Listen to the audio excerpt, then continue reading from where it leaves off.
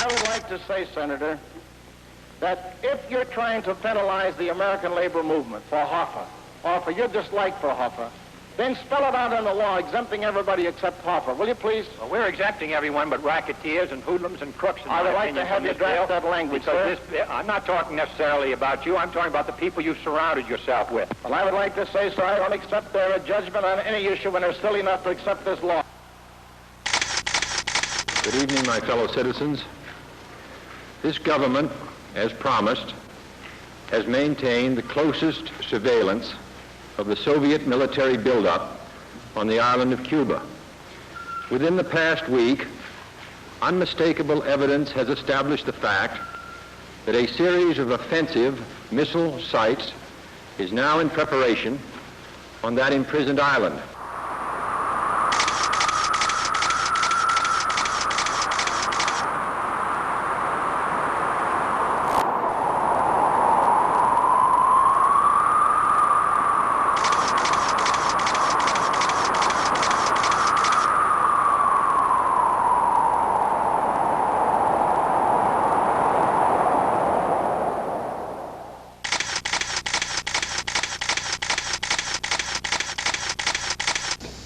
A Dallas Sheriff's Officer Roger Craig said Oswald was definitely the man he saw run from the Texas Book Depository building right after the assassination. He said that Oswald whistled at a man in a station wagon, the man stopped, and the two drove away. Police said a few minutes later, Officer J.D. Tippett was slain by an unknown man.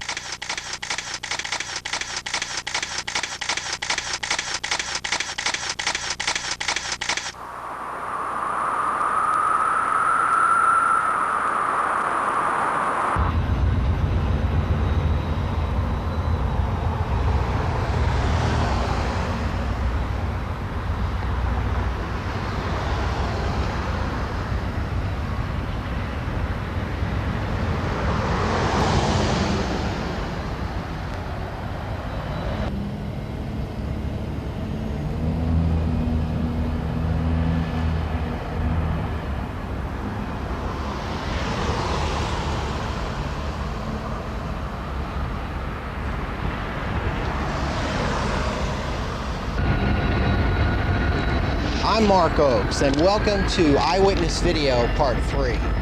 Those of you who have seen my previous videos, Eyewitness Video 1 and 2, and my documentary video on the trail of the mystery FBI man, know that I deal only in documented facts backed up by exclusive eyewitness interviews.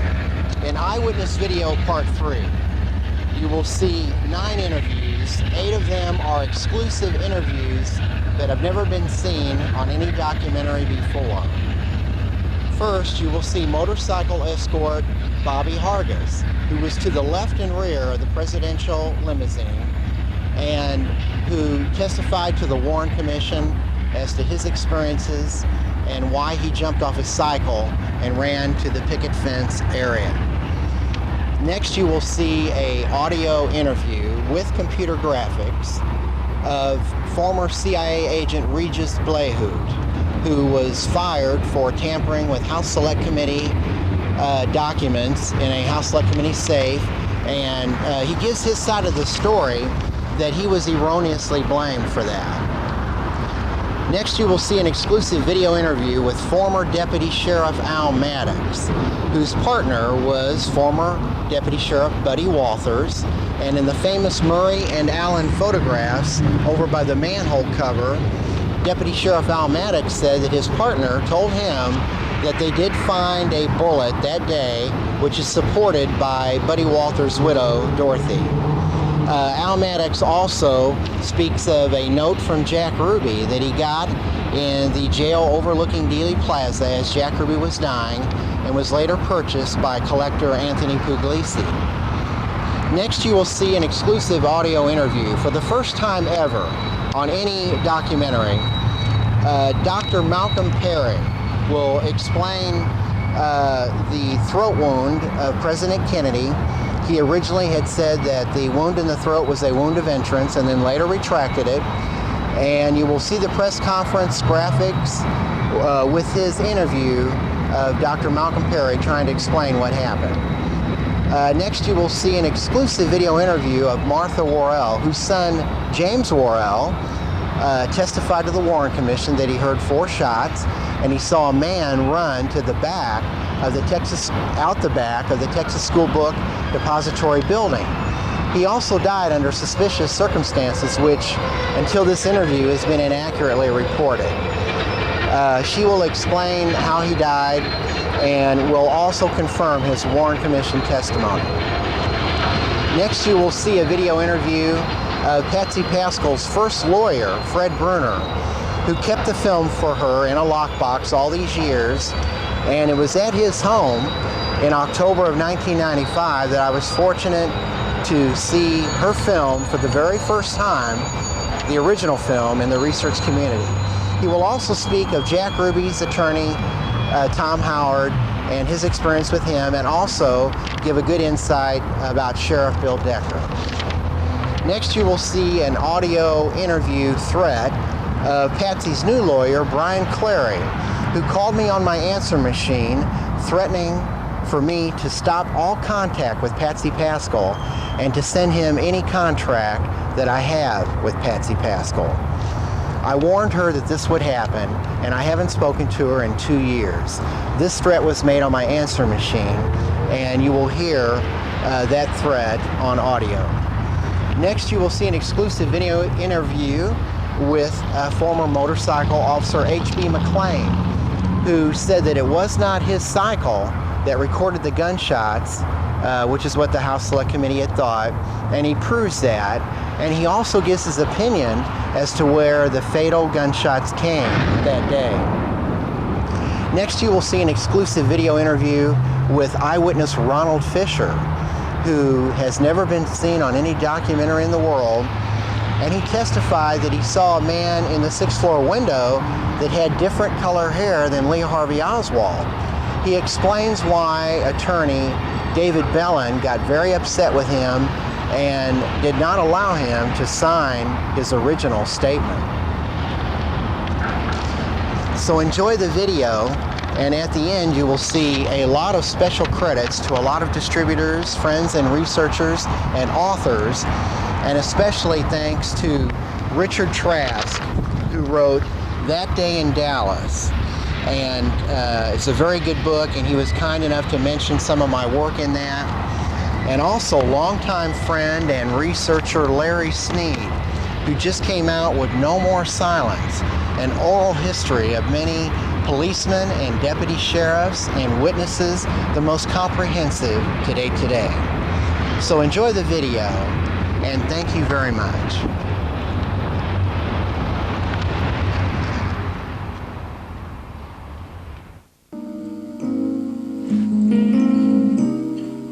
J. Edgar, the more I know about the secrets and lies we were never told. But it didn't only get me, it got Billy Joe Martin, and it showered everything in the car behind it. Really? As far as that on the It's like you put a ripe tomato and shoot it with a gun, and it splatters. Yeah, it goes everywhere. That's what it was. That bullet was. It must have been a frangible bullet. It must have been an exploding bullet, mustn't it? Well, it was a mountain rifle, Italian mountain rifle. And of course, those things have got huge powder casings in them, and they traveled at an enormous rate of speed. But that first shot sounded like a firecracker. Yeah, everybody said exactly. Everybody used that word, didn't they? All the witnesses said that. Everybody, yeah. Everybody. Police officers, orderly witnesses, everybody said that. Well, I've been fired at about 5 times, and every one of them sounded like a firecracker to me. Until I get out there on the range and I start firing, then it don't sound like a firecracker. That's much sharper, isn't it? Yeah. The other question I'm interested in, maybe we can repeat these in front of Mark's camera later on. The other one, I've got a copy of the Dallas Times Herald for that afternoon, and I think it's the second edition that I believe was on the streets about 3:30, and on page 19, on the left-hand side, it's about that big, And there's your account with your name on it, your account of what happened. Writing where you were, what you saw, what you heard, what you did, and everything. I've always wondered, how on earth did that get in the paper so quickly? How did they manage to interview you so quickly after the event? Well, I tell you what, they possibly. I don't remember. I don't know if you recall this or not. Dallas Times Herald or Dallas Morning News. This was the afternoon newspaper, the one that came out in the afternoon or evening. Dallas Times Herald. Yes. I don't know. No one interviewed me. They must have got they you asked very me quickly. questions Right. After Oswald was already captured. Mm-hmm. We were posted there. We worked a couple of hours over, and so you were actually interviewed while you were on duty. Or someone might have asked a question at police station, or. See, they've got this. The headline of this thing is something like what I saw during the assassination by police officer Bobby Hargis. It's actually got your name on it. As if Well, you know what they did? They get these statements and write them down, and then they run back. Put that together by the sound of it. They probably run back and just do a story. They were hot for anything. Oh, I know that. I mean, it was the biggest story they were ever going to cover, wasn't it? What he's saying is they probably just didn't single him aside and say, "Tell me what's going on," like that. They probably just caught him in a moment here and there. But it was such chaos. Just one more question. in that account, you mention, or you're alleged to have mentioned, that you saw the rifle, and you said it appeared to you to be a Mauser, and you said it was the sort of rifle you go deer hunting with. But I've never seen those words attributed to you anywhere else, not in the Warren Commission or affidavits or anything else, but just in that newspaper account, it looked like a Mauser, the sort of rifle you go deer hunting with. You know, as a police officer yourself, the story that is told from person to person to person. When it gets back, we just have. But this was the first story. That's why I put credence on this. The first impression is the best, and your first impression to me appears to be it was a Mauser. Now, you know the confusion there is about what sort of gun that was. I did not say it was a Mauser. That's right. I did not say that. That's all I wanted to know. I never said that I saw the gun. Right. That's all because I thought, where on earth did he see the gun? You never went into the building, did you? No. We raided it. Yeah. Marion Baker's the one that went inside. I know, yeah. And he passed Oswald coming down. That's right. And he had a drop on him. And but he had no right gun. The building manager said he's all right. He's okay. He works here. Right. Yeah. So off they go. Yeah. So why would you? How would you know he didn't come down with a gun? That's what Harkness said. Yeah, I don't know where this reporter got this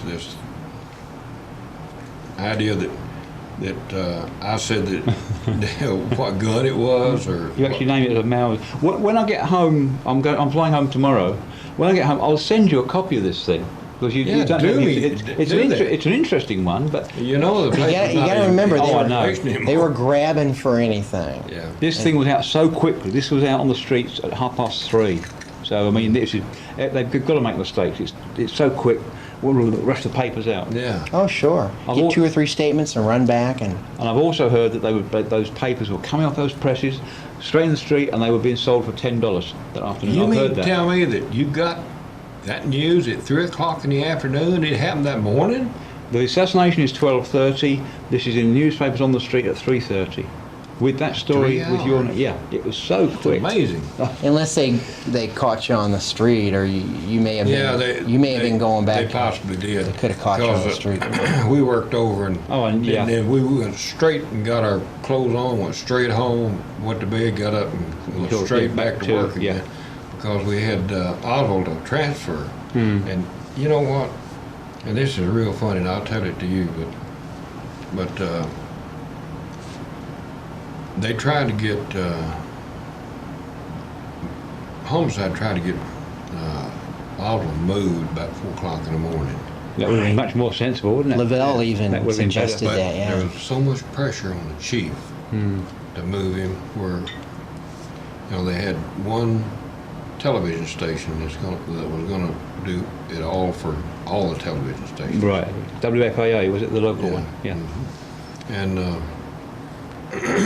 when they give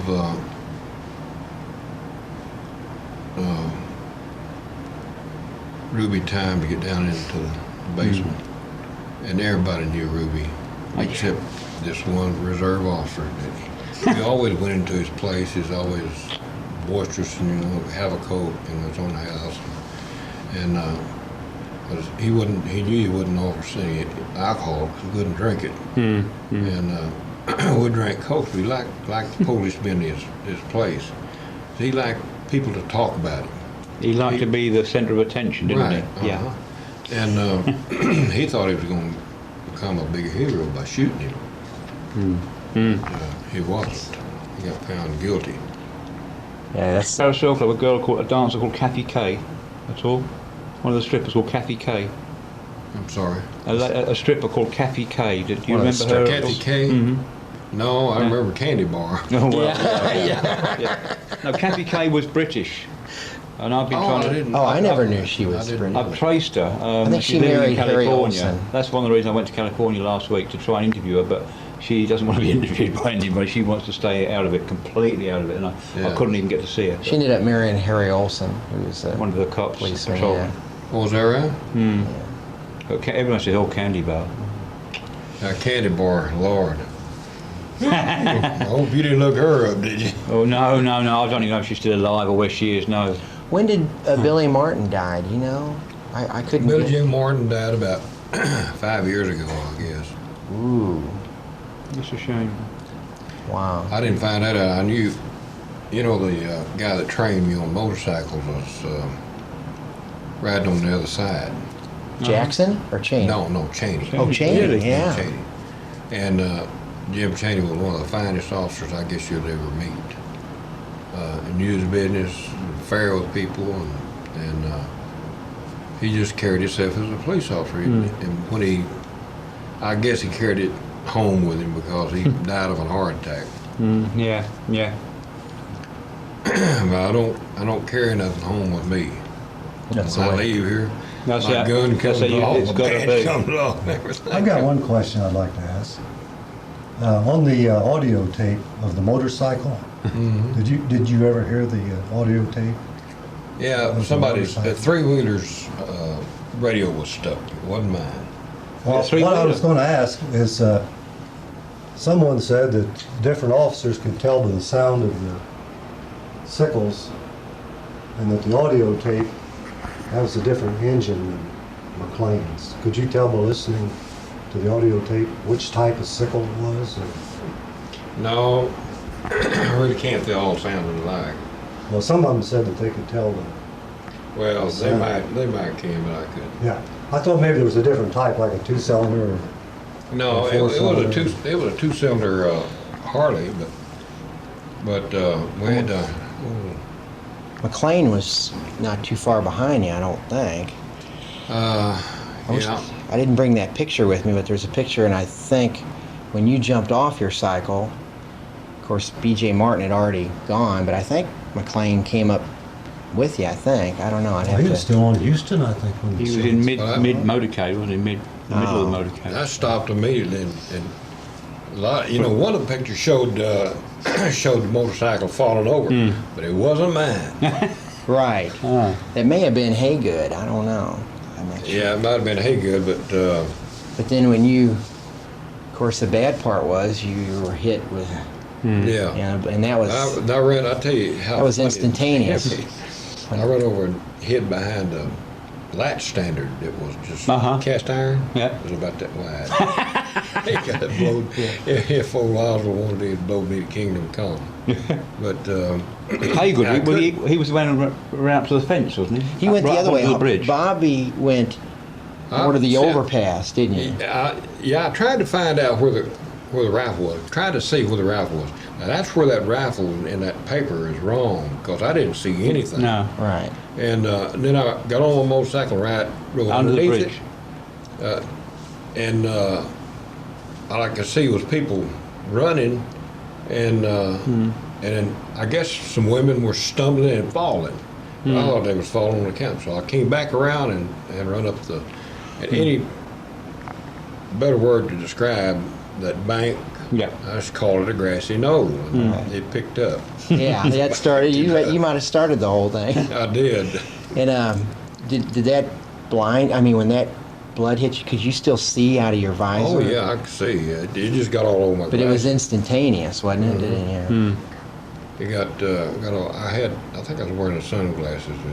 Yeah, that's right. And the pictures you can See, get where on. they got the Mauser thing was this Dallas deputy constable Weitzman. saw the rifle Seymour Weitzman up there, and he was a gun expert. And when he filled out an affidavit, he wrote that it was a 7.65 Mauser and had a black sling on it or whatever.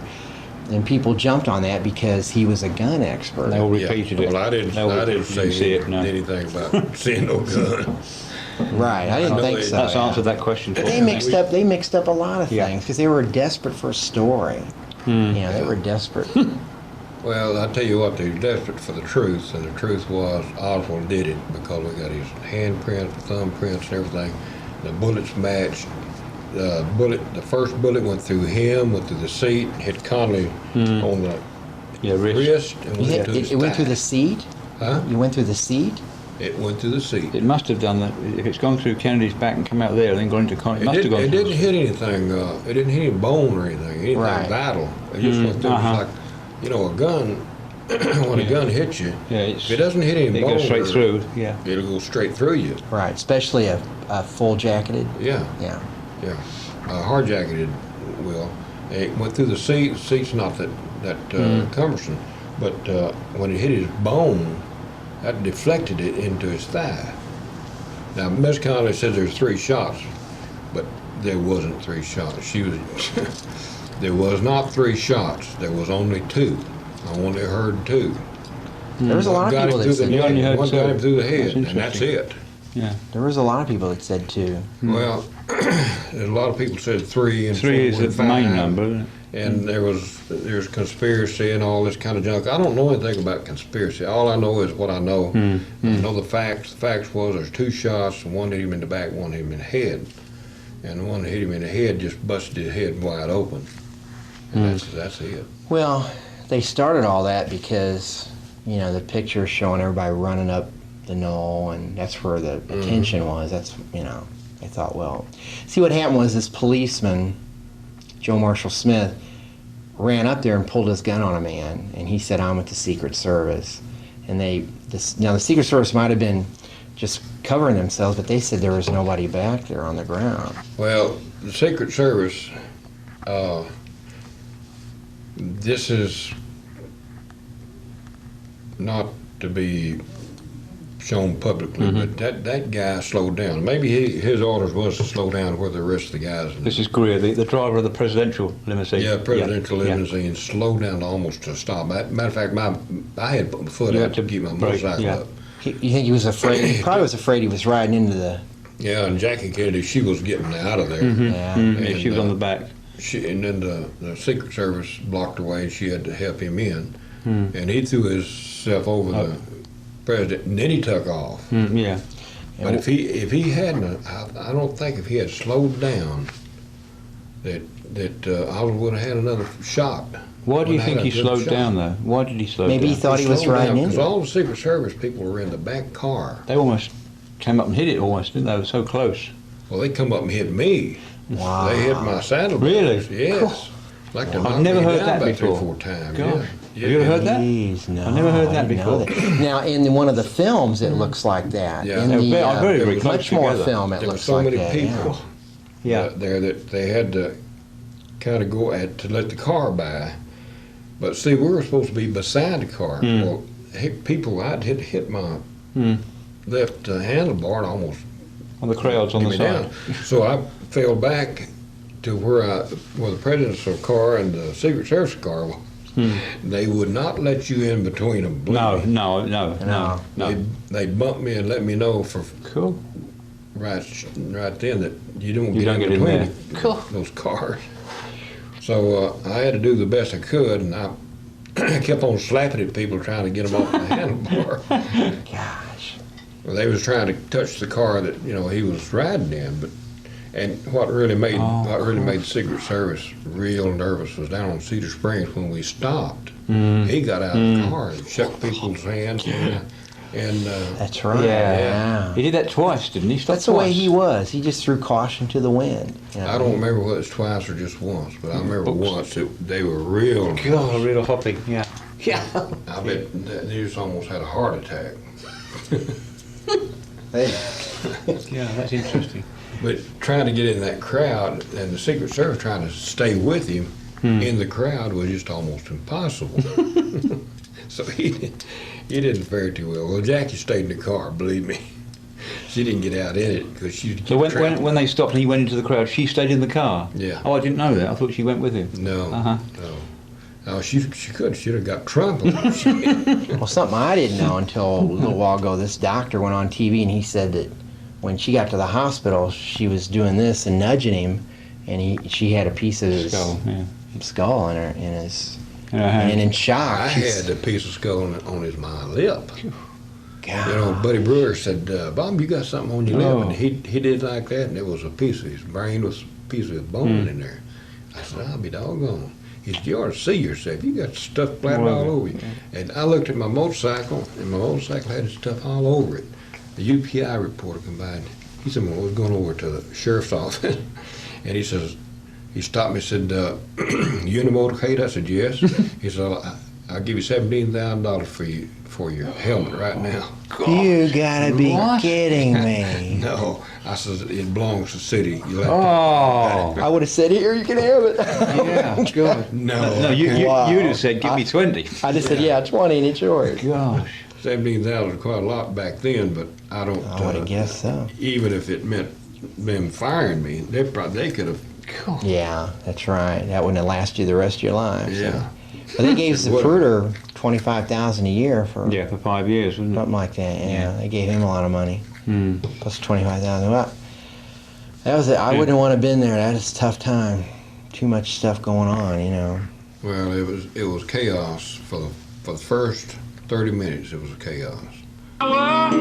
They shook when they heard your name. Too much power, no one could take away. Yes, Mr. Blahut? Yes, sir. Hi, my name is Mark Oakes, O-A-K-E-S. Sorry to bother you, I won't keep it but just a minute. I'm a history teacher from St. Louis, and I've interviewed a bunch of policemen in Dallas, and kind of just as a hobby, talked to various people, and, I didn't really want to bother you, but I had seen an article years ago with your name mentioned in it and didn't know too much about it or anything, and I didn't know if you would be interested in talking about it for just a minute. Or I'm actually the type of person that lets people do the talking, and I'm more of a learner. But What is the purpose for wanting to talk about it? Well, it's a lot of times you read things and they're just not true, and I've seen that happen a million times. A lot of policemen in Dallas that are friends of mine now, you've read books about certain things, and then you go down and talk to them in person, and you find out that the things that were written are just not true. And so I pretty much try to pride myself on getting first-hand information. You used to work for the CIA, is that correct? Yes, sir. Okay. And was there a period of time that, when did you start at that capacity, or I don't know if you can give out. I really don't have the freedom to divulge in times or dates or anything of this nature. Yeah, I didn't think you would. Anything that had to do with the committee was, open forum and was also public information. Yeah. And accusations, of course, were false. They were made. There was cartoons made. All of them made a cartoon out of it all. And, these things, it's like anything that happens today. If a guy goes out here and shoots somebody, irrelevant of his reason to do it, there's always a conspiracy. The devil made him do it, or his mother made him do it, or I know there's somebody else behind. He just couldn't do it by himself. Well, this is the same thing, If you read deep into Oswald or any of these other ones, sir, I think you'll find the same thing. I happen to be a scapegoat for a number of politicos in the government. This is what it turned out to be. I think they quoted you in a paper of saying something to the effect of, there's other things that are involved that are detrimental to other things or something like that. Now see, you don't even know if that's true. Well, just as they said that it was a conspiracy against the agency to go and put me in there as a spy in the whole 9 yards. And the fact of the matter is I was a courier and I was an in-between person, and all the information that they claimed that I tried to look at, I carried every day. Oh, so and I handled every day. I was the one that carried it down to them, and I was the one that secured it in their safes. So, you know, I had more access than they had. wow. And yet, you know, it was all kind of right. It was the politicos that took the job on these. I don't even know what the hell they were at the time. You mean like congressmen? Out of colleges that were at that time, in my estimation, were nothing but hippies. Right. Right.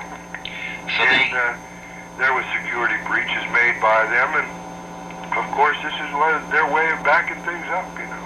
wow. I saw a lot happen, and I know a lot that happened, and it's not a matter of there was anything wrong. It was somebody put somebody out to roost, that's all. Gosh. Well, that's why it's important to talk to people, because you can't even believe what you read in the papers. That's right. And they said that they had given you a lie detector test, and I had 8 hours of lie detector test and passed every one of them. oh, did you? I most certainly did. Well, I'll be damned. I just have no interest in it because I think the whole thing was a sham. It was a fallacy. I know what happened. I passed my polygraph test, and I took a beating. And they fired you anyway? Well, they released me, yes, because it was a political thing. If they would have left me there, then somebody would have raised hell about it. And that was their way of getting out of nothing. A fall guy, and I took a fall. I didn't expose nothing. I don't intend to expose nothing. How did this all start? Did they, did just, you know, they say somebody accidentally left a safe open or something, and they figure, well, we'll just... What it really was, sir, you'd have to be a part of it to understand. Yeah. The whole complete makeup. And I'm not at will to really describe any of the detail of what went on in the rooms, or where we were, or how we were. Yeah. And just what our procedure was. It's not that it's national security or anything. This. Well, you just don't want to... I was warned to secrecy, and I was told that I had to do this, even though it could be unimportant information. Look, but in the I let a sleeping dog lie. Did they give you a record of your polygraph test or any of that kind of stuff, or did... Give me anything like that, sir. Jeez. That's strictly yeah. a personal file folder that, you know. But they tried to make a big deal about it in the paper. I think it was a Washington Post. They said something about fingerprints and dust jackets and all this kind of stuff. Sure, they were there. Yeah, they made you know... All of that was there. That was true. They made a big deal about it, but that doesn't mean it implicated you. I mean, you know... Well, yes, it did implicate me. But by the same token, they didn't know what my job was. Oh, yeah, okay. Okay, I did my job as I was told, and there was no shadiness. It was a job that we were doing. So it would be like you going into your bathroom, okay, and being assigned to your bathroom for life. And then them telling you, well, I found your fingerprints in the bathroom. I mean, I was assigned a room, and I had a safe in that room, and I maintained my safe in that room, and then my hands were all over it. My hands were all over the material that they ever read. You had the power, they shook when they heard your name. Too much power, no one... Here with former Deputy Sheriff Al Maddox and Director, and you started with the Sheriff's Department at what year? February of 1963. February 1963. Prior to that, I was State Liquor Control Board out of Austin. I also came to Dallas, and when I met Bill Decker, I was absolutely fascinated with the man, and I quit a fantastic job and joined the Sheriff's Department. And you retired in what year from the Sheriff's Department? 1978 was my last year.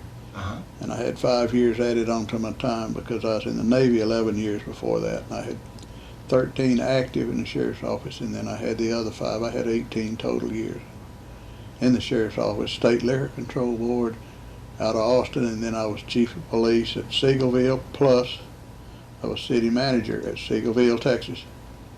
And you ran for sheriff also. Yes, I sure did. And you almost, you just... Well, I got in a runoff with Clarence Jones in 1976, I guess it was. Yeah, come real close that time, and there was some shuffling of the cards and the election boxes, and then Clarence Jones beat me, I think, by 300 votes, which 800 votes disappeared out of a box in South Dallas. And this is a picture of you taken in the 60s. In the early 60s, not probably early 1963. And that was you in uniform, and there's also a picture of you in the book Investigation of a Homicide, too. That's where we first saw a picture of you. That's the first time I ever saw it. And of course, we had been talking in 1991, and then in 1992, after we had spoken, and you told me that you had booked Jack Ruby on the day Ruby shot Oswald, and I believe it was probably the next day after he shot Oswald. Probably the next day, and best I can remember, it was on a Sunday. And then as we talked on the phone, you told me that of course you had known Jack Ruby prior to that as a liquor state control. Yes, I had known him when I was agent for the State Liquor Control Board at that time. And that as Jack Ruby was dying or getting sick, I believe it was 1967 or 69, he reached up and put a little note in your hand, didn't he? Yeah, he sure did. He sure did. He and Melvin Bella, I believe, were together at the time, and he was ambulatory. He could walk then. He was still in pretty good shape, but he was sweating an awful lot, and his hand was wet. Real wet. Where he had this note palmed in his hand, and when he shook hands with me, I knew he wanted me to read a note, and sure enough, it was a letter that Jack wrote saying that it was a conspiracy. And that his motive was to silence Oswald. His motive was to silence Oswald. And it stayed in my dresser drawer for about 25 years, and one day I got it out and read it, and I thought, hey, this is a historical value. And Anthony Puglisi owns the letter now in Boca Raton, Florida. He's the man that also owns the gun that Jack Ruby used to kill Oswald. And I think he paid $220,000 just for that 38 snub nose. That's right. And they even had handwriting experts to authenticate that for being Jack Ruby's handwriting, because you had drawings that Ruby had autographed one. Oh yes, someone in Fox 33 in Hollywood paid some lady, and we have on file whatever her name is in Hollywood, and so $500 just to authenticate that one letter. And I remember at the time the movie star that was with us that day, what was his name? Robert Conrad. Robert Conrad, yes, was quite fascinated with this. And he's a fantastic person himself, I'll promise you. He's a real great guy. And then we did an original interview back in '92 at the old JFK Assassination Center. Yes. Where you put that note on loan. Yes. So the public could see it, and kids were there, and it was a great night, a good night. And Malcolm Summers was with us. Right. He introduced me to you in a roundabout way. Yeah. And we all had dinner, and then we went to the museum and put this note on loan, and that was the first time the public got to see all that. Yes, That was 4 years ago. That was a great night. I also had the chain that was on Jack Ruby's foot when he died, about a 7 or 8 foot chain. And Anthony Puglisi now owns that chain. Right, and the original mugshot. The original mugshot, and 2 pictures diagrams that Jack Ruby did for me, Puglisi has 6 items that I had that belonged to Jack Ruby. And this, of course, is a laser copy of the note that Jack Ruby gave you. Yes, this is always it. I can identify it quicker by this little a doodle that Jack Ruby made on the top. Right. Here. And yep, this is it. That's it. And on the back, he said my motive was to silence Oswald. Yeah. And that was a pretty interesting thing. That was he held on to that note for 29 years. Yes. I'll never forget that. That was a great moment. I tell you what, we sure appreciate that very much. Well, it takes a lot of integrity to... You and Larry were the most honest historians. That's why I'm talking to you now. And somewhere, I don't know where they are, but they are somewhere in my house. There's 100 letters that people wrote Jack Ruby, and I've misplaced them. They're in storage. They're somewhere. And someday those letters are real valuable now, and I cannot locate them. But I am looking for them. They're here somewhere. Well, Patsy's lawyer, Patsy Pascal's lawyer, Fred Bruner, has a letter at home from Jack Ruby from the jail saying, "Please come represent me." Oh yeah. He's Fred Bruner's a heck of an attorney. He's one of the best. He remembered you. Well. So for a period of time after the assassination, your partner was Eddie Buddy Walters, correct? Yeah. And this is a picture of him from that day where you can hold that up. That was your partner. This is Buddy. This is Buddy. He was one heck of a detective. Buddy was a fine detective. And that's... and a very unique person. Well, he symbolized Bill Decker and dressed like him. Looked like him, act like him, even had the curves in his ears looked like him. Yes, he was very much... he looked an awful lot like Bill Decker. Also, you was nice enough to put me in touch with Buddy's widow, Dorothy. Mm-hmm. And then at a later interview, you had looked at the pictures here of the what I call the boys over by the manhole cover, and you had said that the man in the suit there was an FBI agent. Yes, he was.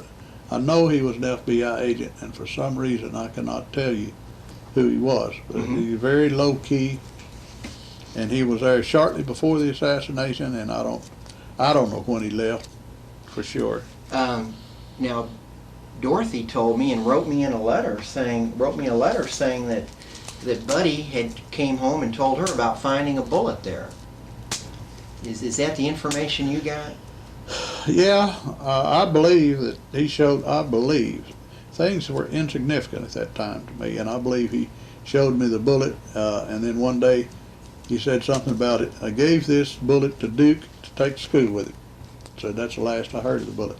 Duke was his son. Wow. I called him Duke. Well, I'll tell you. Matter of fact, his only son and 2 beautiful daughters. Gosh. Yeah, I really appreciate you introducing me and letting me speak to Dorothy, because she also had a lot of information. I know she spoke very highly of you. And you had a very close encounter with your life as in the line of duty, where several times. One time in particular, when James Walter Cherry killed Buddy and snapped the pistol in my face, and of course I was hit 3 times, and I was never. My wife May never asked me to get out of law enforcement. As many times as I come home with my clothes torn off and my head knocked out of shape. Even that particular time, they come to the hospital because they thought I was dead. She never asked me to get out of law enforcement, and she should have. She should have insisted on it. And hospital quite a long time. Long time. Yeah, off and on. And they finally caught these people. And so they caught them that day. Caught them that day. They caught them that day. They sure did. Put them in jail. Yeah, they put him in jail.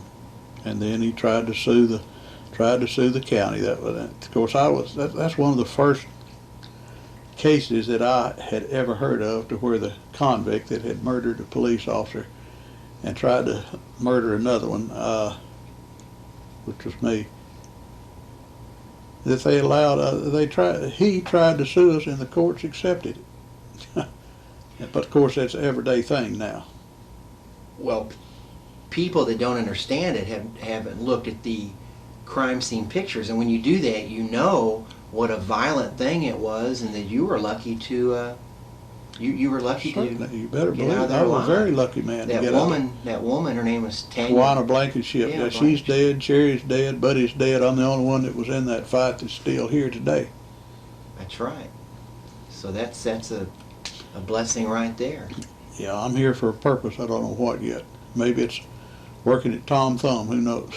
Well, it's too bad the people that made that movie with James Earl Jones didn't know. Didn't James come Earl down and Jones. ask. Didn't know what was going on. James Earl Jones is a flake from the word go.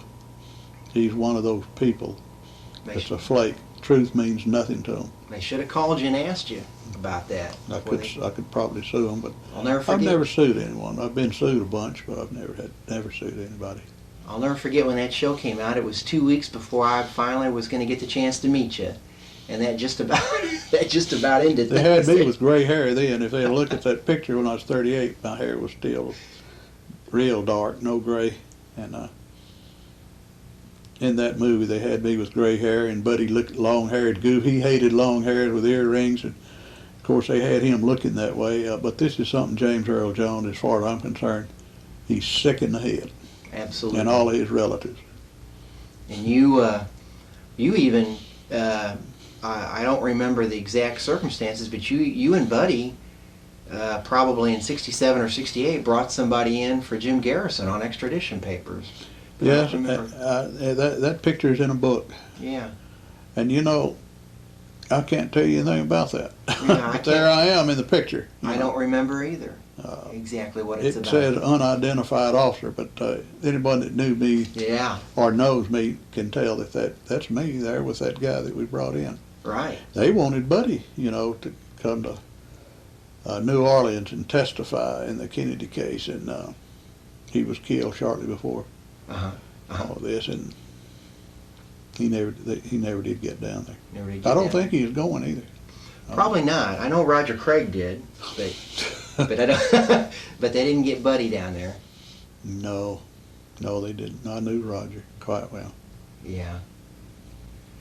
Well, Mr. Maddox, we sure appreciate the time and everything. You know how I feel about you. Well, you and Larry are the only ones that ever got into my living room to talk to me, and well, don't think we don't appreciate it. I hope maybe, historically speaking, that when all of this comes down, they'll know exactly what happened, but it's going to be tough. It's going to be questionable. As time what goes exactly on. happened. Yeah. Well, that's a great thing about coming down and getting to meet people like yourself firsthand. Is you don't write about what you think happened. You come down and talk to the people that were there. Let them figure it out. That's right. Because I don't know. I can't say I do know. All I know is what I saw and what I think.